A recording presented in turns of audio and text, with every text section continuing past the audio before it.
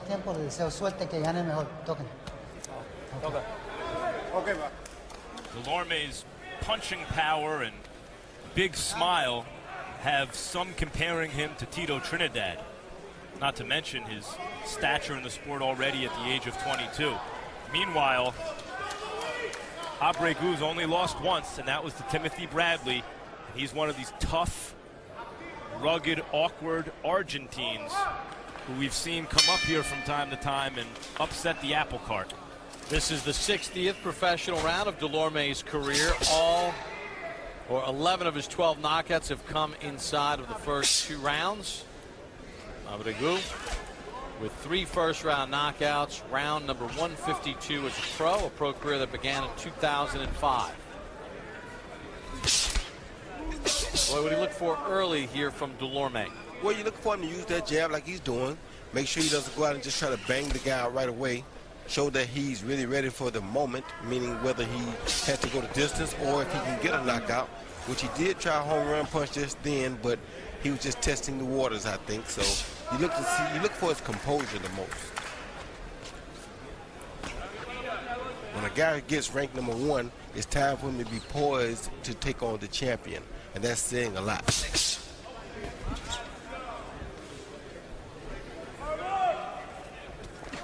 However, Abregu has only 1 loss on his record as well, and that loss being to a great champion, Timothy Bradley. So he has a lot under his belt already, and we'll see if he can now overcome his second shot. Yeah, he backed that up with that loss to Bradley in 2010 with 4 straight knockout wins in Argentina against some mediocre fare. Had some very easy victories to kind of get himself back on the beam. Losing to Bradley is no big deal. Most do. Officially, everyone has. Of course, the Pacquiao win's disputed, but Bradley really finds out about fighters because everyone thinks they want to win, and Bradley's kind of next level in terms of determination. And Abregu hung in there against Bradley. Abregu has had to deal with some cuts, including in the Bradley fight, and he's been on the canvas 3 times in his career. Delorme has never been down. Abregu got out of the way of that lightning fast right hand from Delorme.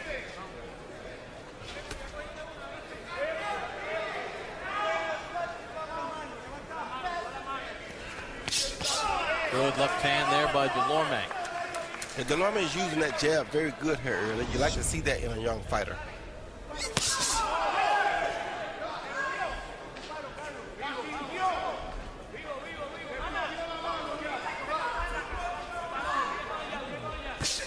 Well, it feels like Delorme's got, just watching him, all the tools, Well, it doesn't feel like it yet. He seems to have a lot of offensive weapons. He has a good defense. But we have to see how fluid he is as well, because we haven't seen him put a lot together yet. End of round number 1.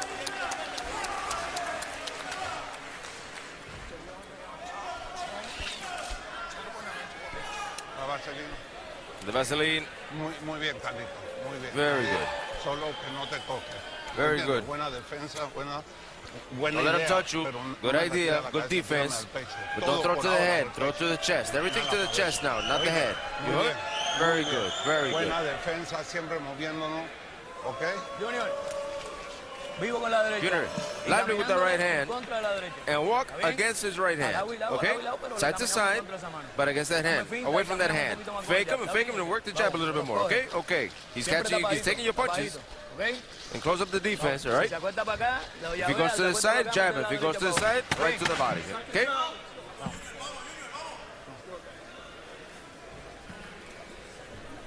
So he gets set for the start of round number 2. Delorme landed 11 of his 40 punches. 10 of them were jabs. Abregu 0 for 4 in the power category. I think Delorme's power has already been on display. He landed a right hand to Abregu's shoulder in the previous round.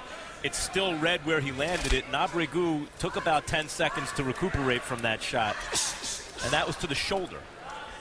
but he has, as you mentioned, Roy, yet to really open up Abregu's defense with a combination. Yeah, and Delorme told us yesterday, too, though, the only thing that he was concerned about was the right hand from Abregu, which we haven't seen yet as well.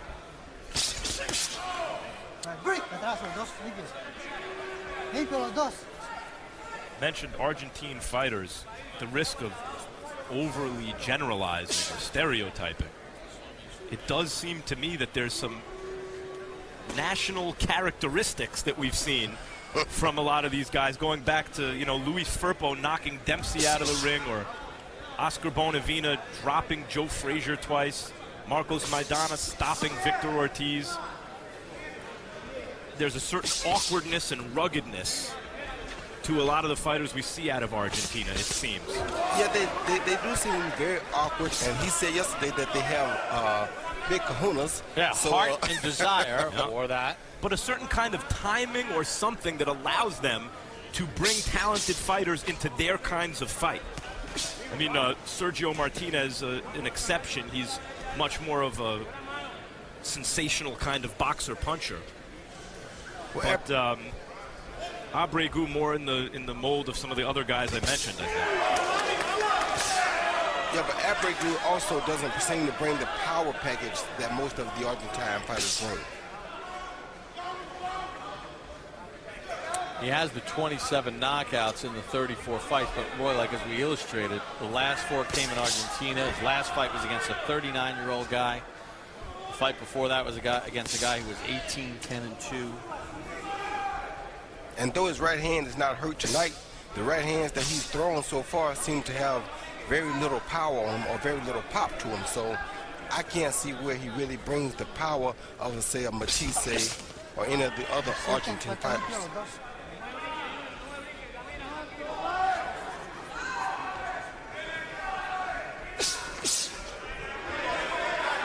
But Delorme is sure trying to show that he has power. Abregu touched Delorme to the body, but Delorme got away from that left hand. Final seconds of round number 2.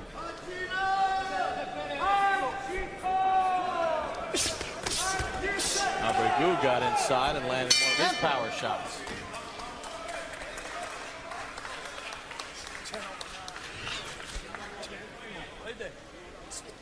Good. Breathe. How do you feel? Good. I'm good. Breathe. Straighten your legs out. Now see the same thing. You're going to do the same thing. He's becoming very anxious now. Now he's going into despair. That's where he wants.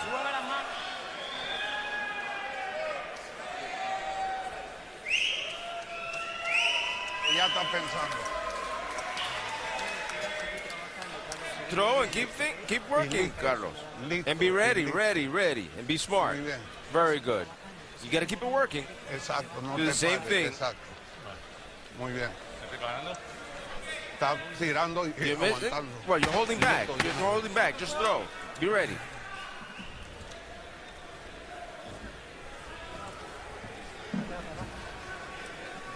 At the Turning Stone Casino in Verona, New York, as we begin round number 3 of this scheduled 10-rounder between Tomas Delorme, Puerto Rico, against Carlos Abregu of Argentina. Abregu in the blue and white. Delorme's trunks predominantly white with the red and blue piping. Abregu seemed to close the distance a little bit at the end of that last round. Left hand by Delorme. How did he do it, Roy? I don't know. That herky-jerky style that Max was talking about from the Argentine fighters, they have a balanced rhythm about them that is very hard to time. I think he used that awkward timing to rock Delorme to sleep, and he jumped in on him and hit him with about 2 or 3 punches. Do you believe in national characteristics in boxing? Why do some of these guys seem to resemble each other if I'm not imagining it? Because they look up to the guys who seem to do the best from their country. I mean, if you're from Argentina and whoever's on top Oscar at the time, Bonavena or if he's whoever on top, then you're going to copy his style, because it's like people saying, you know, I guess I don't want to use that example, but sometimes when you see somebody do it, people imitating you in this country. There you go. It gives you the opportunity, or makes you believe that you can do it. So sometimes you go up and you become motivation for the next person. Right hand by Abregu, and down goes Delorme. Oh, Delorme's eyes rolled back in his head, guys. He's shot. First time he's down in his career. And that's the right hand he said he worried about, but he's out of here. He's going to have a hard time finishing. He doesn't know where he is. Abregu with a right hand hurts Delorme. Bad. And plenty of time to go here in the third. And I guess Delorme did know what he was talking about.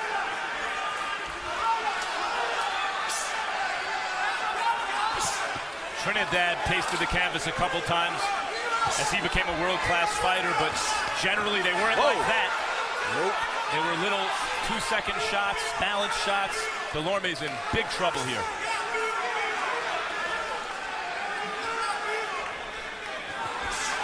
Abregu goes to the body, did not follow up to the head. Another right-left by Abregu. Right hand to the chin. Oh, that hurt. Delorme's hurt again. Ready to go. Yeah, that hurt bad. That hurt That's bad. not a knockdown, but he's hurt. Cannot be saved by the bell in any round. Abregu a bit wild. There was some power shots. Another right hand. Good right hand to the body by Abregu.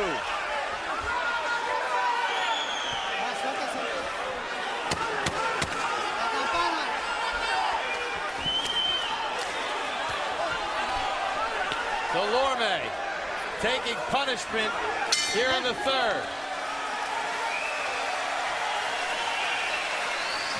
Whoa. Water.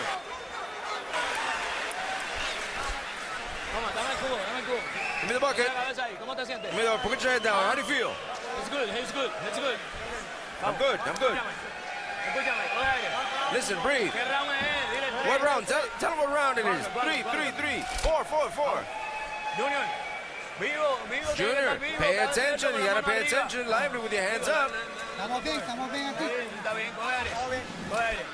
Here you see Abregu come in behind the jab with a straight right hand right over the top of Delorme's jab, followed by some rat-a-tat punches, and down goes Delorme.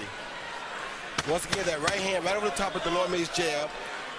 It's like he used Delorme's jab to blind Delorme. He did, and later on he got a straight right lead right on the chin, beautiful punch. It also hurt Delorme. Check in with Harold Letterman. Harold? I'm getting 2 rounds to 1, but 28 in points. So in other words, they got rounds. I actually had Delorme winning because he won the first 2 rounds with that jab. But they score boxing on a point system. So right now it's all even. Each guy's got 28. Delorme certainly loses a point. In other words, it's a 10-8 round in round 3 in favor of Abregu. So 28 to 28, Bob, all even. Got it, Harold. The knockdown in round number 3. Delorme was hurt.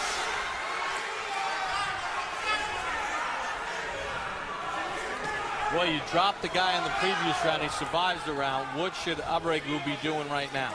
Well, he did one thing, which was he already landed the right hand over the top of the jab again in this 4th round to open the round. So good right hand. That's exactly what he's looking to do, counter the jab with a straight right hand. That's what got the job done the first time. He's going to be trying to do that for the rest of the night. And if he ever does land that hook right there after the right hand, we may be able to call it good night. It's a sneaky right hand. It's not obvious when it's coming, and he disguises it well. And it doesn't look powerful at all, but it sends him down. Maybe it calls into question Delorme's chin, although Abregu has scored a lot of knockouts. I want this. Let's go. I always tell people in a pair of 8 or 10-ounce gloves, anything can happen.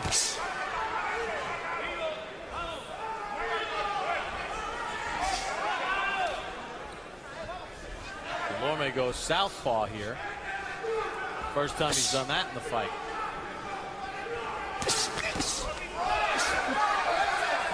Don't know how smart that is in a fight where you've already been down from a straight right lead. Abregu, right from the beginning of this fight, was presenting something to Delorme that made Delorme think he couldn't just take control of the fight. That made Delorme hesitant to punch. If I were his corner, I would be in a panic right now. Why are you fighting this guy from the southpaw position when he already knocked you down with a straight right lead. And his right eye looks a little cut and swollen. Delorme's does. Bruised and swollen. Out of the southpaw position, that's your lead eye. They're both well away with big right hands. Delorme may be just as good southpaw as he is right-handed, though. And Delorme has knockout power to turn the fight around. Steps in with the left hand. From the southpaw position, he's landing bigger punches. End of round 4.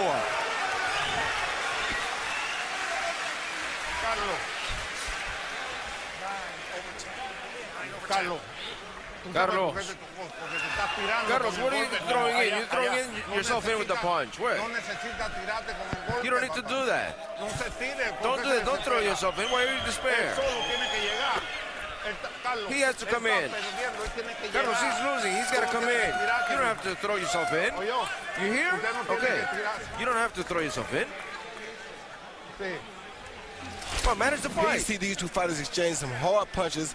Both throw a right hand followed by a left hook that both of them caught right flush on the chin. Nobody buckled, nobody went down, but that was a great exchange. It's Delorme's eyes that are losing focus after those exchanges. He's staring in the wrong direction after he's getting hit. And according to CompuBox, in the last 2 rounds, Abregu has landed 42 of 88 power shots to Delorme's 12 of 24.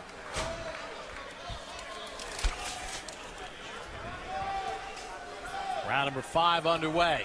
Delorme got dropped in the 3rd. Continues to fight now as a southpaw. He landed some pretty big punches last round from the southpaw position.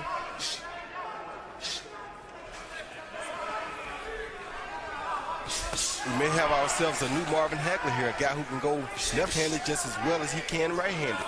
Minus the chin.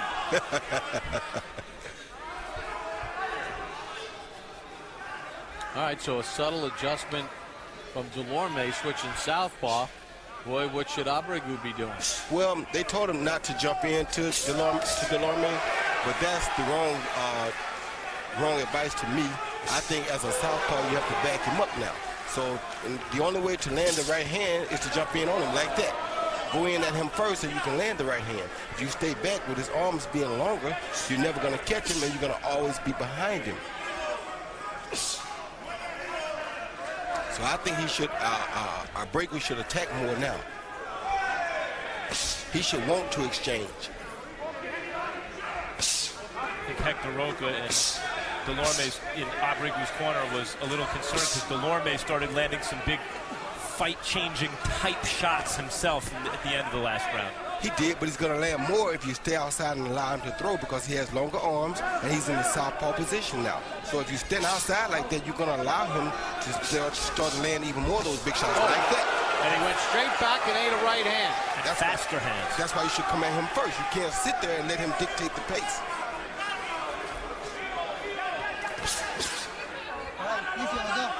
Well, in the middle of round 4, Delorme switched southpaw, and he's been better that way. Much better.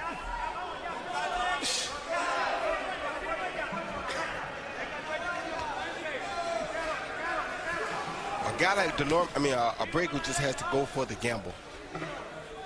You're not going to outbox a quicker fighter like that right there. He went first and he landed the overhand right. What's going on with Delorme?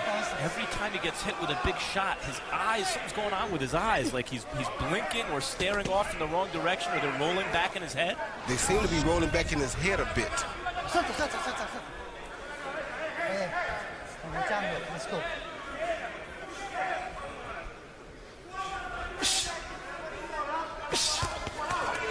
See, when he attacks like that, Abregu, he's always safer. And he can land like that.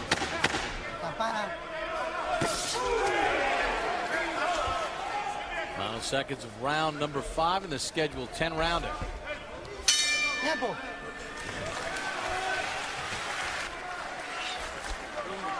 4-part series, 24/7. Pacquiao Marquez premieres Saturday, November 17, with a documentary-style look at 3 contests that created their thrilling trilogy. And then Saturday, December 8th on HBO pay-per-view, Manny Pacquiao and Juan Manuel Marquez enter the ring for the 4th time to once and for all settle the score.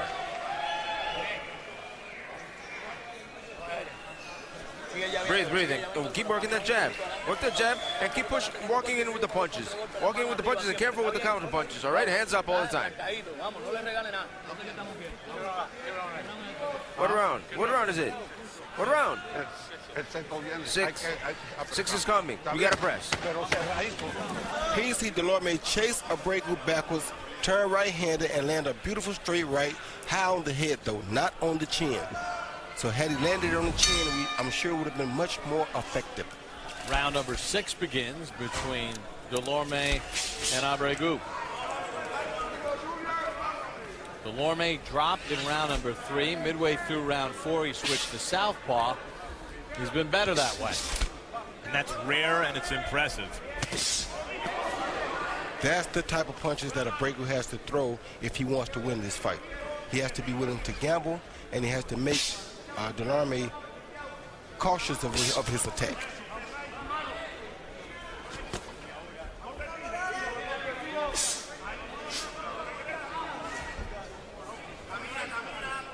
Now Delorme switches back to conventional. And it was a smart switch because Abreu was just starting to figure out how to get close to him.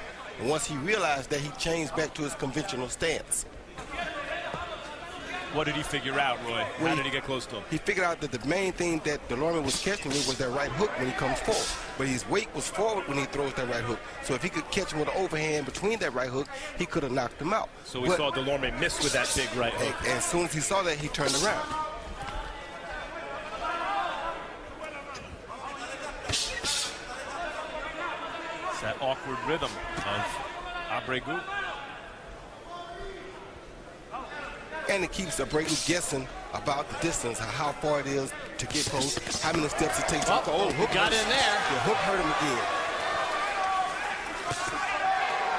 See, now it's right back to that same overhand right that he was hitting with from the right-hand stance. And every time he lands it big, he hurts Delorme. Oh! Maybe Delorme may want to go back to southpaw. I think he should. Another right hand over the top finds the ear of Delorme. There he is. At least this way, Delorme has to take risks to land a big punch. I'm not Delorme, Abreu.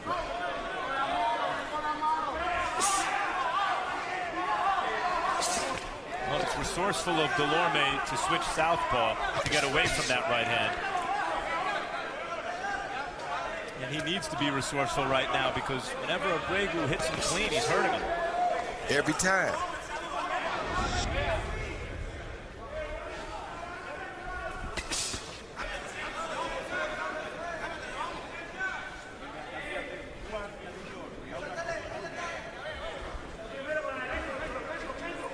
See, if Abreu ever tucks his chin and exchanges overhand right for the right hook, or if he lands the overhand right before Delorme lands the right hook, it'll be good night. He's trying to do it there. End of the 6th.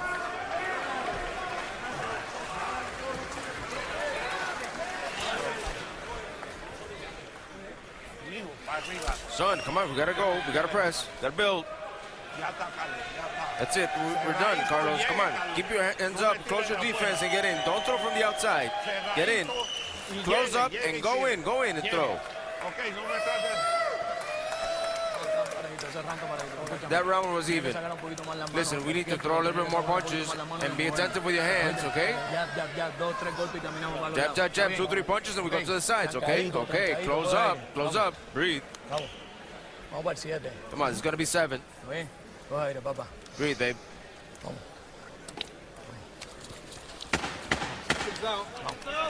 Let's go, let's go.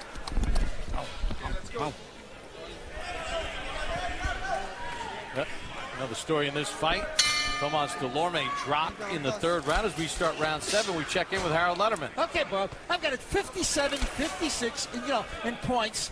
in favor of Carlos Abregu. I mean, in rounds I got it 3-3, but you know we score boxing on a point system, and Abregu has an extra point for the knockdown. 57-56 Abregu. Let me tell you, in the last 4 rounds, I've given Abregu 3 of them. But I want to tell you something. They have the choice of, you know, at welterweight, they have the choice of picking 8-ounce gloves or 10-ounce gloves. Now, most welterweights wear 8-ounce gloves. These guys are wearing 10 ounces. So I think it becomes more difficult for Abregu to score a knockdown with a 10-ounce winning glove than it would be, you know, if he had an 8-ounce glove. Anyway, 57-56 Abregu. Well, there he ate a right hand. Maybe what Harold pointed out, the difference in the glove size, the difference why Delorme's still in there. Maybe. This fight does not have the look of a distance fight right now. If it does go the distance and it's close, that non-call of the second knockdown in that round might loom large because, yeah, he was sort of shoved down, Delorme, but mainly because Abregu was trying to get Delorme to quit holding him. Why? Because I think Delorme was hurt. His legs were gone, and he was taking punches. From that straight right lead again.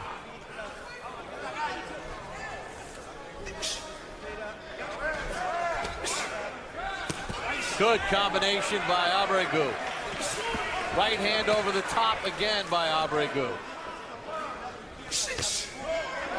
Right hand counter from Delorme. Don't like to see a fighter like Delorme keep getting caught with the same punch. He continually gets caught with that right hand over the top right there. Especially when he's orthodox like right now.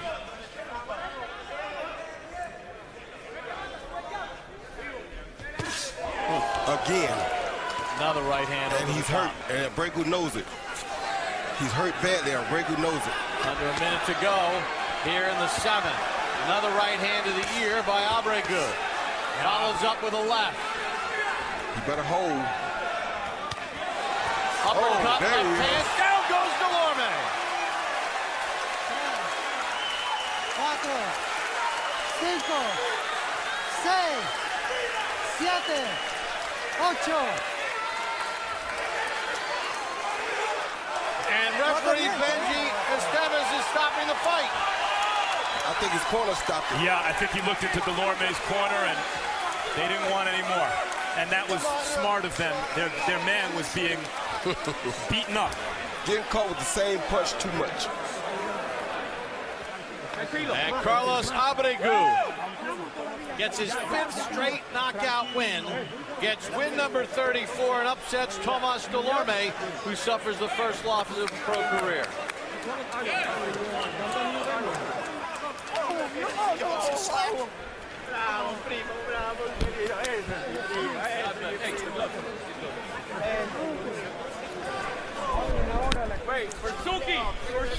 Well, Abregu told us during the fighter meeting that Delorme drops his left hand.